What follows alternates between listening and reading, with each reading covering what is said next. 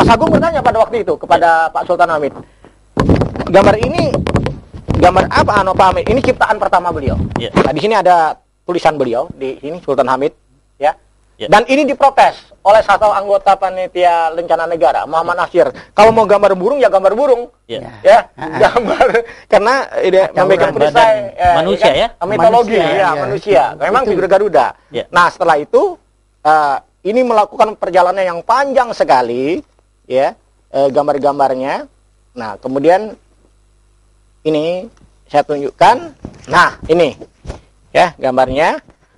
Kemudian dari ini disempurnakan lagi gambarnya gundul. Ini yang pertama kali ditempelkan di belakang gedung Parlemen RIS. Resmi. Di yayasan hotel di hotel di Sindes. Pak, tadi belum terjawab. Tahun 50. Itu tadi belum terjawab. Tangan ke belakang dengan tangan ke depan tadi itu. Iya, kakinya belum. Ini baru tangan ya. Ini kakinya masih ke belakang. Iya. Masih kakinya ke belakang. Iya. Ya.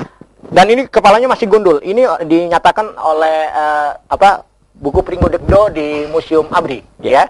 Kemudian Bung Karno memerintahkan kepada Pak Hamid untuk menyempurnakan bagian kepala.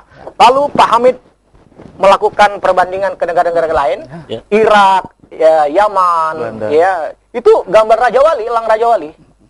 Ya. Nah, nih. Lebih gagal lagi deh ini kan, Bang Raja Wali. Tapi kakinya masih ke belakang. Ternyata kalau kita lihat gambar-gambar perbandingan yang digunakan oleh Sultan Hamid, memang gambar Ira ya itu kakinya ke belakang gitu. Nah ini dari Bung Karno. Usulan dari Bung Karno. Bhinneka Tunggal Ika dari suatu ahli bahasa yang diduga oleh sejarah adalah Muhammad Jamin. Nah kemudian ingin saya luruskan gambar-gambar yang ada sekarang ini, ya. Ada satu buku sekarang dia tesis juga mencari telur Garuda, Pak Nanang Hidayat, ya. Gambarnya ini sebenarnya bukan lingkaran semua yang rantai ini. Nah, kemudian di perisai ini bertawaf nih ya. Dari ini nur cahaya ke sini sila kedua, petak lingkar. Ya, ini laki-laki kalau yang petak, yang lingkar wanita. Kemudian ke pohon beringin, pohon astana ya. Kemudian ini, ini sapi betina. Kemudian sini, keliling. Nah, keliling. Nah, tapi kakinya masih ke belakang. Kemudian oleh Bung Karno. Tapi sudah resmi, RIS sudah. Ini aja pertama kali udah di Parlemen RIS.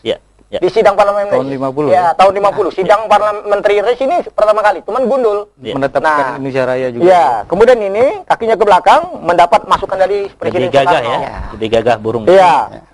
Harusnya nyekram bihinikalnya harus kuat gitu. Nah, kemudian dirubah menjadi ke depan. Nah, ini foto aslinya yang saya dapatkan Bu Eka ya berarti. Ini yang membuat saya berakhir penelitian saya di Pak Dim. Udah sempurna, silakan ujian. Nah, ini yang membuat menyelamatkan saya. Akhirnya saya 11 itu ya, karena saya mendapatkan yang asli. Nah, ini sudah di depan. Nah, dilukis di depan. Tapi sebelum ini sebenarnya didisposisi oleh Bung Karno. Nah, kan tadi kan gambarnya ke belakang. Ya kan? Oleh Bung Karno ya didisposisi. Bung Karno ya. Tulisan Bung Karno. Apa tulisannya? Ya. Yang mulia Sultan Hamid II, Menteri Negara, menurut pendapat saya lukisan rule ini membuat lambang negara kita lebih kuat, ya kan?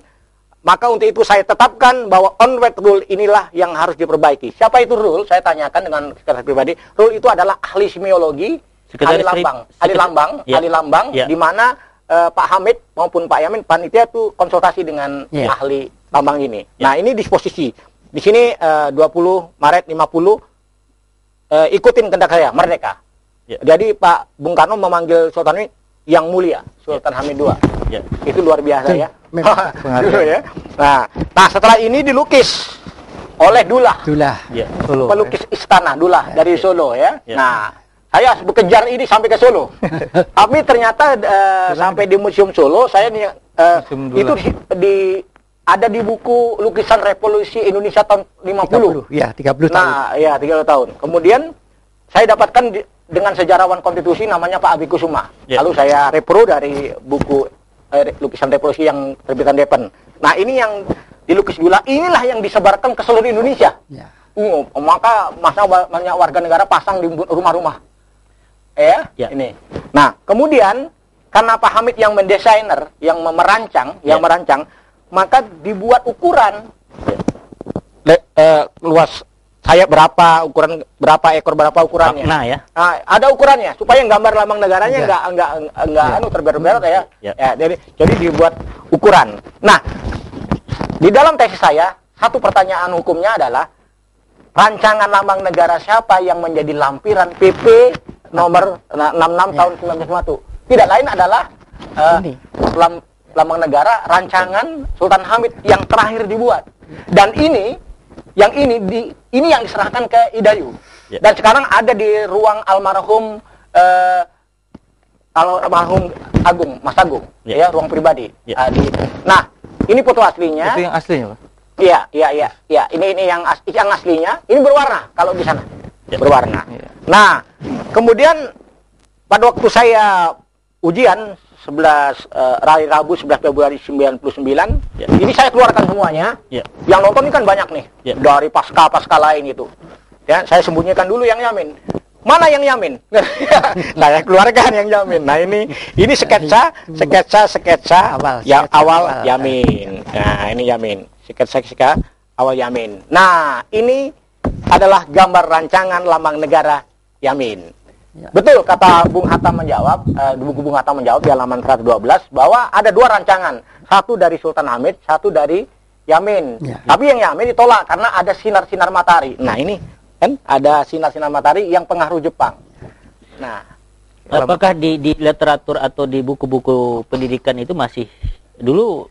Kalau terakhir yang saya dapatkan di buku Encyclipedia di Nasional, Nasional tahun 19 halaman 166 itu ternyata lebih banyak bercerita tentang sketsa awal. Tapi siapa perancang lambang negara? Tanda tanya besar. Tidak ada jawaban di situ. Nah, itulah yang disembunyikan. Itu yang disembunyikan itu. Nah, setelah terbit buku Bung Hatta menjawab, gempar kan buku Bung Hatta menjawab itu kan dua versi. Versi bahasa Indonesia, satu versi bahasa Inggris diterbitkan di Singapura. Ya. Bung Hatta pada waktu RIS adalah Perdana Menteri RIS. Dan Bung Hatta terkenal orang yang jujur. Tidak mungkin dia mengatakan yang tidak benar. Ya kan itu.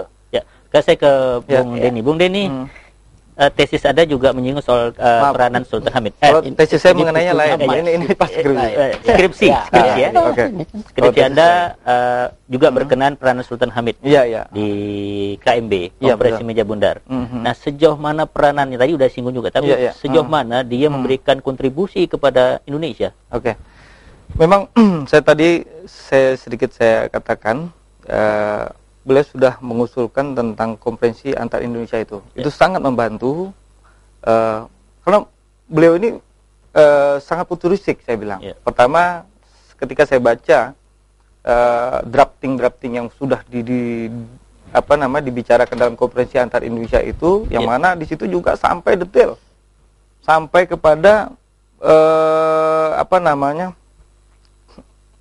pemerintahan, kemudian undang-undang dasar yang RIS itu nanti bentuknya gimana, lalu daerah atau negara-negara bagian itu hubungannya dengan pemerintah pusat yang pada saat itu yang dimaksud adalah federal atau RIS itu bagaimana, dan cara pemilihan presiden dan wakil-wakil rakyatnya, senatnya itu bagaimana, beliau yang atur. Drafting itu beliau yang banyak bergerak. Ada pola penataan Indonesia terhadap ketatanegaraan negaraan Tapi saya mengatakan begini, memang ada alergi bangsa Indonesia ini terhadap konsep kenegaraan yang berbentuk federal Tapi apa salahnya? Sebenarnya konsep itu yang saya katakan futuristik. Konsep itu ternyata ketika lahirnya reformasi kemarin, otonomi daerah. Coba apa yang digaungkan? Otonomi daerah. Saya yakin seorang Sultan Hamid II pada saat itu sudah membayangkan bahwa daerah akan menjadi kepayah-payahan. Memang sudah direnungkan dalam makanya saya katakan futuristik. Saat sekarang ini menjadi masalah kan gitu. Dan tidak dapat kita pungkiri ketika reformasi ini lahir, Profesor Dr. Haji Amin Rais itu menggaungkan agar Indonesia ini menjadi konsep federal. Itulah yang otonomi sesungguhnya. Nah, saya katakan itu tadi, dan persoalan otonom itu adalah menjadi persoalan yang besar bagi bangsa ini. Saya rasa menurut penafsiran saya, sehingga saya katakan sejak jauh hari ada putra asli Kalbar yang sudah memikirkan bangsa dan negara ini untuk ke depan, sehingga tidak menjadi polemik yang besar. Cuman sayangnya kembali lagi ini yang perlu dikaji lebih dalam, diteliti lebih jauh. Saya juga tidak mau berapriori terhadap pemegang kekuasaan pada saat itu. Ya, kenapa kok buru-buru ya dari konstitusi RIS itu setahun kemudian sudah kembali lagi kepada Undang-Undang Dasar. Padahal kita belum tahu, belum sampai setahun itu. Dekret Presiden itu Juli ya. Hanya 8 bulan. Hanya 8 bulan. Itu suatu prematur kalau kita mengatakan itu adalah gagal, produk yang gagal. Nah, kita ketahui juga mungkin tinggal ininya aja, mungkin organ-organ kenegaraan yang pada saat kita baru berbenah, modal kurang, SDM kurang, ya kan, dan dengan fasilitas-fasilitas yang serba kurang, tentu ini memerlukan proses yang panjang. Saya kepada Pak Dato, tadi disinggung juga bahwa terkeseokan, arti paling tidak Sultan Hamid ini dalam posisi tertentu juga tersingkirkan oleh situasional atau memang sengaja disingkirkan. Kita belum terungkap. Saya ingin mendengar pernyataan Pak Dato yang mengetahui sejarawan tentang Indonesia. Dan kita juga ingin tahu apakah seberapa besar ide brilian Sultan Hamid itu menjadi masalah bagi Soekarno dan Hatta. Iya, kita kembali pada KMP ya. Kalau kita melihat peranan Sultan Hamid yang paling potensial itu adalah pada KMP. Karena ketika KMP itu panjang, Pak, mulai dari 23 Agustus sampai 2 November. Iya. Itu 3 bulan. 3 bulan ya. 3 bulan. Ya. Pada waktu pertengahan itu Bung Hatta sudah menyadari ini ada sesuatu yang kalau kita tidak bisa mencapai pemecahan, ini akan menguntungkan Belanda. Dan Belanda sudah bersiap-siap. Jadi istilahnya pemegang kartu as kalau boleh saya katakan itu Sultan Hamid. Kalau Sultan Hamid pada waktu itu mengatakan, saya setuju dengan pendapat juru runding Belanda, habis kita. Ya. Habislah negara Indonesia. Nah, tidak akan lahir, Pak. Negara itu tidak akan lahir. Semua proses itu sia-sia. Ya. Karena apa? Karena kuncinya pada BFO. Ya? Ada kesadaran Sultan Hamid, Pak ya, untuk mengajak teman-temannya ya, Pak ya. Begini, jadi istilahnya itu pada waktu perundingan itu sebenarnya kan tripartit ya. Ada Belanda, ada Republik, dan kemudian ada BFO. Ada juga UNSI, Pak, satu. UNSI itu sebagai mediator. Nah, tapi yang paling penting tiga itu. Tinggal sekarang ketika terjadi satu kebuntuan, tentang keengganan Belanda untuk bisa menyerahkan itu sebagai total, karena Belanda sudah tidak percaya ya kepada apa yang ini kembali lagi kepada bahwa Soekarno Hatta itu adalah orang-orang yang pro dengan kolaborasi dengan Jepang dan seterusnya. Oleh sekutu itu tidak acceptable gitu. Nah itu, dan Sultan Hamid pada waktu sudah krusial, Bung Hatta mengutus beberapa orang menemui untuk mendengar apa sih sebenarnya. Nah di sini pentingnya posisi Sultan Hamid. Kalau Sultan Hamid tadi mengatakan no, tidak ada, res itu tidak ada, negeri ini juga tidak ada. Nah, karena itu maka harus diakui peranan di situ. Nah, peranan ini oleh sejarah kan ditulis berdasar kepentingan. Nah, itu kan. Jadi siapa yang punya itu? Pada saya katakan semangat Republik pada saat itu sangat berkobar, sehingga walaupun dia punya jasa yang begitu besar, karena kita mengetahui panitia lencana negara itu dibentuk hanya 21 hari setelah konsep RIS itu muncul. Kan? Nah, itu dibentuk. Dan penanggung jawabnya, koordinatornya adalah Sultan Hamid. Menteri Negara, Sultan Hamid. Dan yang mendapat kekuasaan penuh, Sultan Hamid. Ya? Menteri pertama dari Kalbar ya? Ya, menteri pertama dari Kalbar. Anak daerah ya?